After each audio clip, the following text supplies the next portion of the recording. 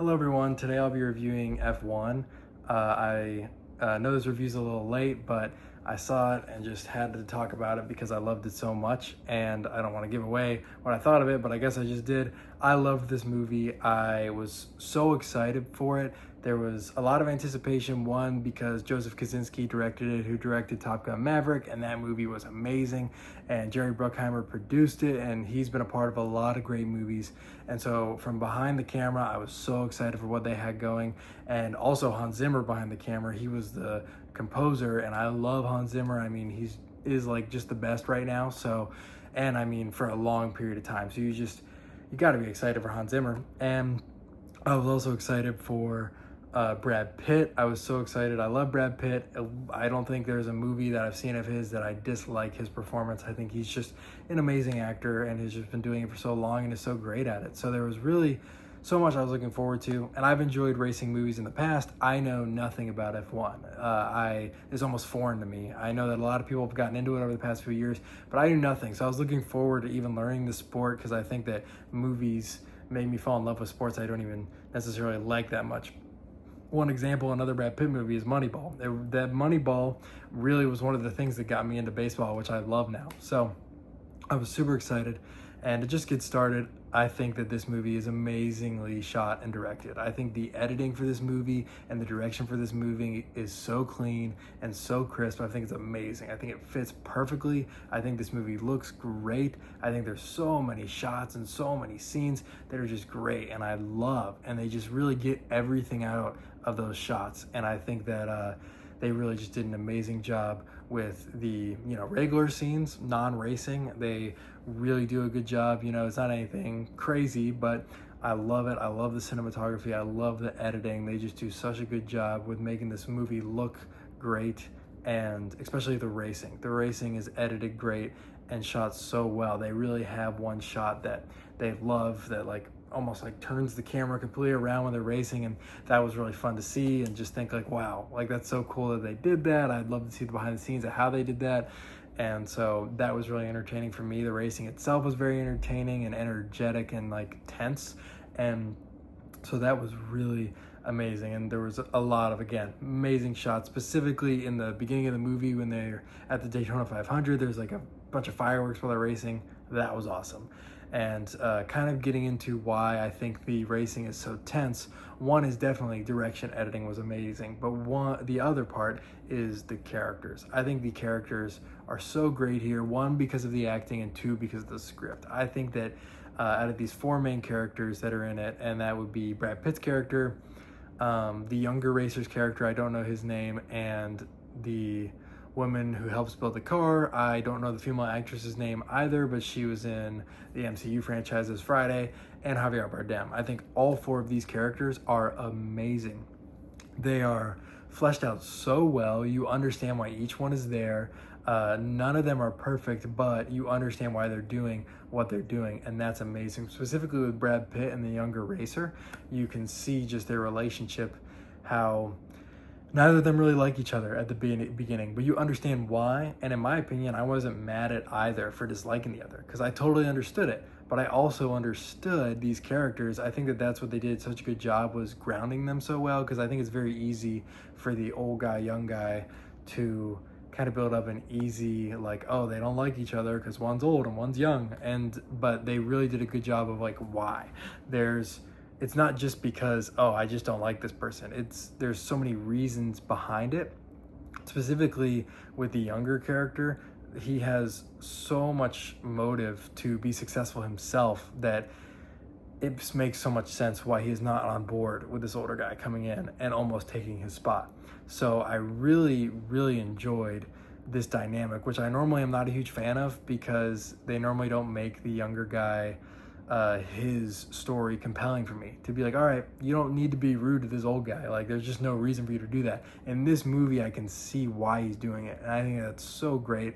And equally on the side of Brad Pitt, you understand why he's doing what he's doing, and why it almost seems like his character doesn't really give people any time to think or process. He's really just I don't care, I just want to win. And I really like that about him, because you also understand why he's doing that.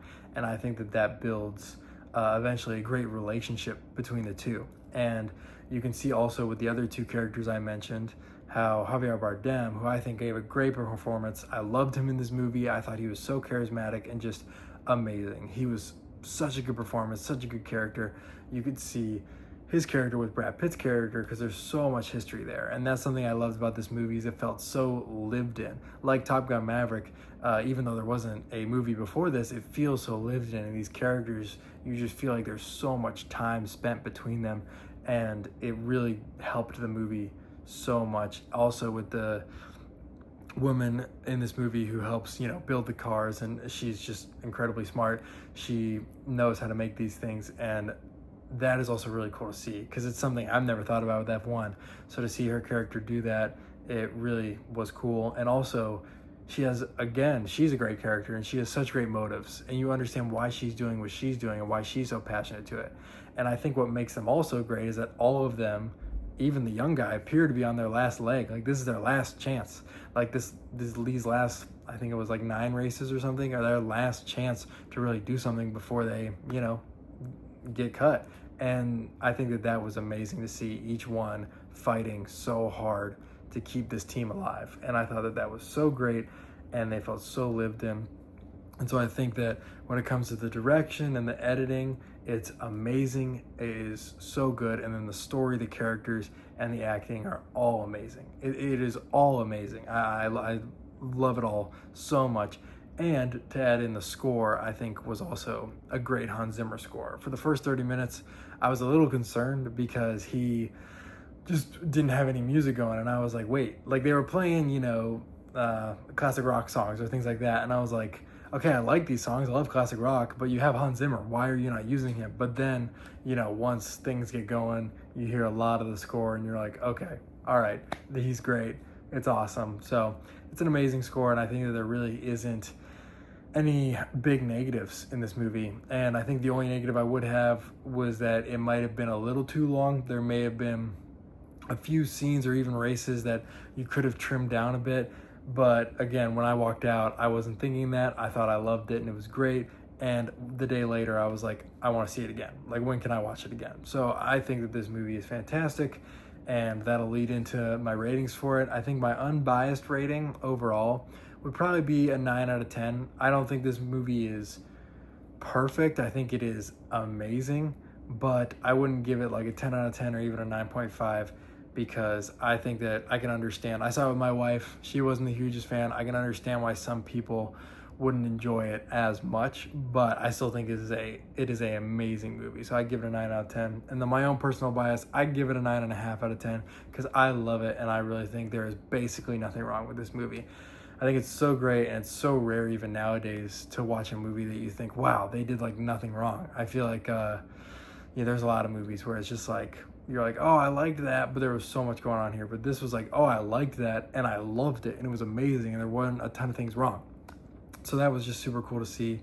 And as far as the gospel application goes, I believe that every story takes from the original story of the gospel of Jesus Christ and scripture itself. And so I think kind of applying to this, you can see how, pride really tears everything apart. Like, it is true that pride comes before the fall, and it brings bad fruit because specifically with these two racers, but you see it in other characters as well. There's so much pride in both of them, and they're really not taking the time to actually build a team and have unity. And you can see the fruit of that for a lot of the movies. There's just so much collapsing and falling apart and things not working. And then, there is a scene when they finally start to, actually listen to each other and like talk. And then they start to become the team that they've wanted to be. And so I think that it's a really good example of pride versus humility, and how pride does bring the bad fruit, and you're not going to get what you want with that. And the fall is coming after that, versus humility. Really, it says in the Bible, humility is exalted. So they really rose and started winning a lot once humility entered the game. So I think that's a really cool application. But yeah, that's my movie review for F1. So thank you guys for watching. If you would like, you can like and subscribe. That would be awesome. And yeah, look forward to the next review, which will be Fantastic Four. I'll be seeing that soon, so I'm really excited for that, hoping that they can run off the momentum of Thunderbolts. And yeah, thank you guys for watching.